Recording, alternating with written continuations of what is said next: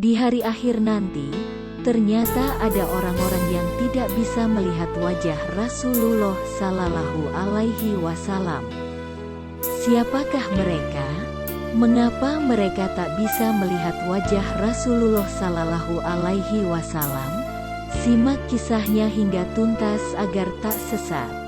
Dalam Kifayatul Atqiya wa Minhajul Asfiyah, terdapat kisah mengenai cahaya wajah Rasulullah Sallallahu Alaihi Wasallam yang begitu terang.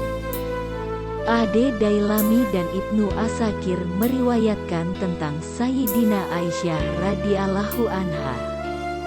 Istri Rasulullah Sallallahu Alaihi Wasallam tersebut pernah terbangun di tengah malam.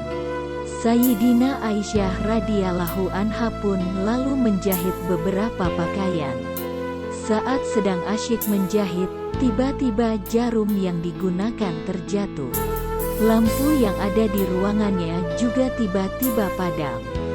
Sayyidina Aisyah radhiyallahu anha terdiam dan kemudian mengucapkan tarji. Tak lama kemudian, Rasulullah Sallallahu Alaihi Wasallam masuk di saat suasana gelap itu. Seketika ruangan berubah menjadi terang karena cahaya yang terpancar dari wajah Rasulullah Sallallahu Alaihi Wasallam. Dengan terlihat sumringah, putri Abu Bakar itu berkata, "Betapa terangnya cahaya wajahmu, wahai Rasulullah. Semoga Allah memberikan salawatnya untukmu." Mengenai pancaran terang cahaya dari wajah Rasulullah Sallallahu Alaihi Wasallam, Sayyidina Aisyah radhiyallahu anha menggambarkan kisah itu dalam kitab Kanzul Umal. "Aku meminjam jarum dari Hafsah binti Rawahab untuk menjahit. Jarum itu jatuh. Aku mencari-cari, tapi tidak menemukannya karena gelap. Maka ketika Rasulullah masuk, kelihatan jelaslah jarum yang hilang itu karena pancaran sinar wajahnya. Aku pun tertawa," ungkap Sayyidina Aisyah radhiyallahu anha. Rasulullah Sallallahu Alaihi Wasallam pun bersabda, "Wahai Aisyah, celakalah orang yang tak melihatku kelak di hari kiamat."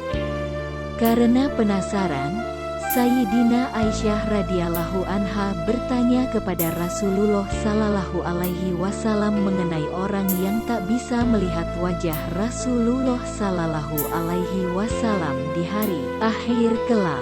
Dan Rasulullah memberitahu bahwa orang yang celaka itu merupakan orang yang bakil.